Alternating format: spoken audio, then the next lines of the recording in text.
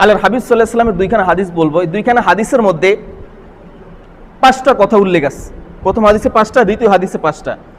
এক হাদিসে আল্লাহ রাসূল সাল্লাল্লাহু আলাইহি ওয়াসাল্লাম 2বার সময়ের গুরুত্ব সম্পর্কে বলছেন, আরেক হাদিসে 5টার মধ্যে 3বার সময়ের গুরুত্ব সম্পর্কে বলছেন।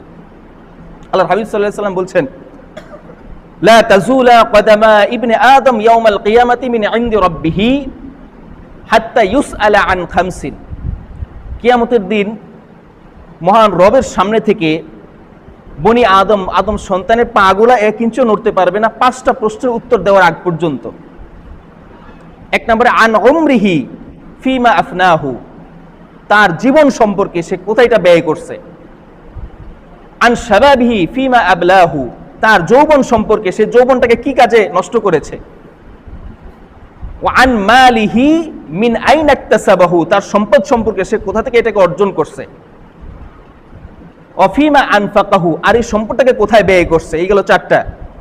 5 নাম্বার ওয়া মাযা আমিলা বিমা আলিমা, সে যে এলেম অর্জন করছে এলেমটা দিয়ে কি কাজ করছে সে। এই যে 5টা কথা বলা হয়েছে, এখানে 2বার আসছে সময়ের কথা। 1 নাম্বার হলো তার জীবনটাকে সে কি কাজে ব্যয় করেছে। জীবনটা একটা সময়, জীবনটাকে একটা সময় না, 63 বছর 65 বছর 80 বছর 85 বছর একটা সময়, এই সময়টাকে সে কি কাজে ব্যয় করছে। আবার দ্বিতীয় পর্বে আল্লাহ রাসূল বলেছেন, দ্বিতীয় অংশে বলছেন আন শাবাবিহি ফিমা আফনাহু, তার যৌবন সম্পর্কে সে যৌবনটাকে কোথায় ব্যয় করছে। যৌবনটাকে একটা সময়, একটা নির্দিষ্ট সময় না, 18 বছর বা 20 বছর পরে আমাদের যৌবন শুরু হয়। এই যৌবন একটা নির্দিষ্ট সময় থেকে 30 বছর 35 বা 40 বছর পর্যন্ত যৌবনের সময়টা থাকে, এরপরে মানুষ বৃদ্ধ হয়ে যায়।